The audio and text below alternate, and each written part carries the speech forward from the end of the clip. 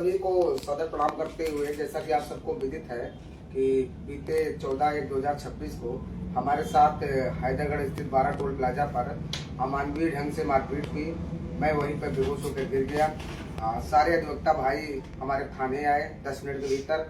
इन सब के माध्यम से हमें सहयोग प्राप्त हुआ और मुकदमा पंजीकृत हुआ।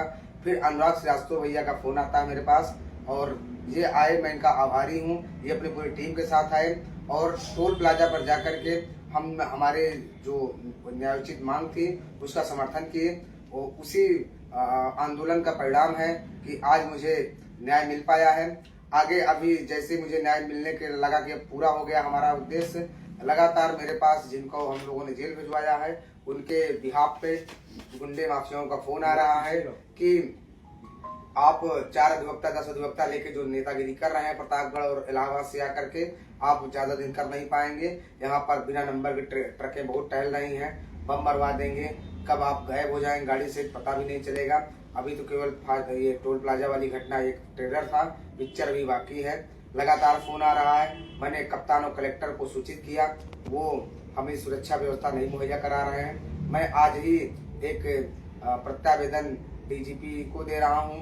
मैं सूबे के मुखिया माननीय योगी आदित्यनाथ जी से मिलूंगा। हमारे क्षेत्र से विधायक माननीय रघुराज प्रताप सिंह राजा भैया जो हमारे क्षेत्र के गौरव हैं और वो हमारे संरक्षक हैं, मैं उनको ये जानकारी अवगत कराऊंगा कि अब हमारे जान माल की सुरक्षा उनकी जिम्मेदारी है। और कल की डेट में हमारे बड़े भाई अधिवक्ता उच्च न्यायालय योगेंद्र पांडे जी के सहयोग से और सभी भाइयों के सहयोग से हमने माननीय उच्च न्यायालय में रिट दाखिल करने के लिए तैयार कर ली है। कल मैं रिट दाखिल करवाऊंगा, उसके बाद ही मैं यहाँ से सुरक्षा व्यवस्था लेके तभी मैं यहाँ से हटूंगा। और हमारा उद्देश्य है कि टोल मुक्त प्रदेश जब तक नहीं घोषित होगा, अधिवक्ताओं का टोल फ्री नहीं होगा, हमारी लड़ाई जारी रहेगी। हमारी लड़ाई नेताओं की नहीं है, आम अधिवक्ता की लड़ाई है, आम जनमानस की लड़ाई है। इसमें सभी आम जनमानस से, चाहे वो जिस भी सेक्टर में काम करता हो, अधिवक्ता हो, डॉक्टर हो, मास्टर हो, वो हमारी लड़ाई में हमारा साथ दे। वो मौके पे नहीं आ सकता है तो फेसबुक से और व्हाट्सएप से हमारे वीडियो को शेयर करके आगे जो हमारी लड़ाई में मदद करे, तो उत्साहवर्धन करे। मैं यही लोगों से अपील करूंगा।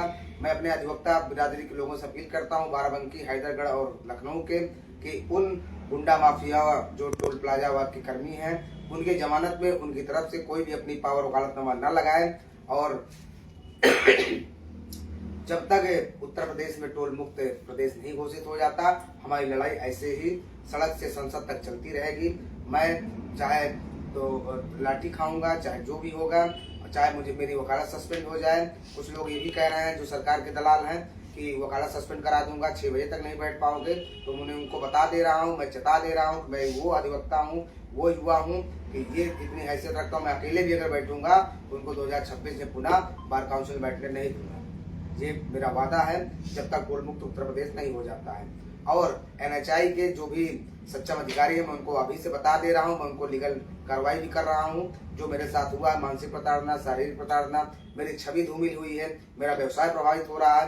क्लाइंट मेरे पास फोन करके कह रहा है कि आप मुकदमा वापस कर दीजिए, NOC दे दीजिए, क्योंकि जब आप अपनी न्याय की लड़ाई नहीं लड़ पा रहे हैं, आप मार खा रहे हैं टोल प्लाजा के कर्मियों से, तो आप मुझे क्या न्याय दिलाएंगे। मेरा व्यवसाय प्रभावित हो रहा है। मैं उनसे कहता हूं कि मेरा डिफॉर्मेशन का मैं केस करूंगा। मुझे न्यायोचित जब तक न्याय नहीं मिलेगा मैं लगातार धरने पर रहूंगा। और सभी भाइयों का लगातार सहयोग प्राप्त हो रहा है। मैं भाइयों से कहना चाहता हूं कि अगर 1 सप्ताह के भीतर मुझे मुआवजा NHI की तरफ से नहीं मिलता है भाइयों को, तो भाइयों के साथ मैं पूरा सड़क आंदोलन करूंगा और हर जिले में जा जाकर जितने भी टोल प्लाजा हैं, एक भी टोल प्लाजा में चलने नहीं दूंगा।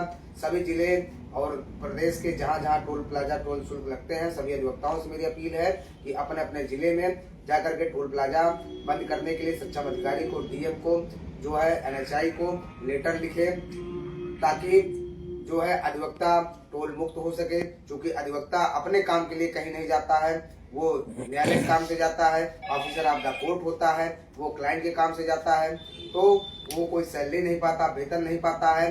हमारे ऐसे से अधिवक्ता हैं, आप यहाँ देख रहे होंगे हम लोग अभी चैम्बर में बैठे हुए हैं, लेकिन कल का वीडियो आप उठा के देखिए, हम लोग सड़क पर बैठे थे।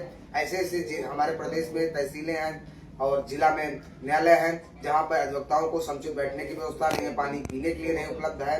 वो बेचारे गंदा पानी पीने के लिए मजबूर हैं, गंदी जगहों पर बैठ के वकालत कर रहे हैं, कैसे सरवाइव कर रहे हैं, मैं यही नहीं सोच पाता हूँ। मैं भी एक किसान का बेटा हूँ, मैं उनका दुख दर्द बहुत बेहतर तरीके से समझ रहा हूँ। मैं आम जनमानस का दर्द समझ रहा हूँ, चाहे टोल कर्मी हो, चाहे जिस भी विभाग का हो। जहाँ जहाँ भ्रष्टाचार होगा रत्नेश शुक्ला वहाँ पहुंचेंगे और जब तक न्याय नहीं मिलेगा तब तक सड़क पर आंदोलनरत रहेंगे। तो टोल प्लाजा मुक्त जब तक प्रदेश नहीं होगा तब तक मैं आंदोलन करता रहूंगा। अधिवक्ता सुरक्षा अधिनियम लागू होना चाहिए। हमारे जो दोषी अभी जेल गए हैं, जो भी अभियुक्त, उनके खिलाफ जब तक रासुका एनएसए की कार्रवाई नहीं होती मेरा आंदोलन चलता रहेगा। मुझे लगातार धमकी आ रही है, उसके लिए मुझे जब तक सुरक्षा नहीं प्रदान की जाती मैं यहाँ से जाने वाला नहीं हूँ। मैं महानिदेशक उत्तर प्रदेश पुलिस के आवास में जाकर रहूंगा, मुख्यमंत्री योगी आदित्यनाथ जी के घर पे रहूंगा, मैं अपने विधायक जी से मदद मांगूंगा। मैं अपने मूल व्यवसाय में तभी जाऊंगा जब मुझे मेरी जान माल की सुरक्षा की गारंटी सरकार सुनिश्चित करेगी, प्रशासन सुनिश्चित करेगा। धन्यवाद।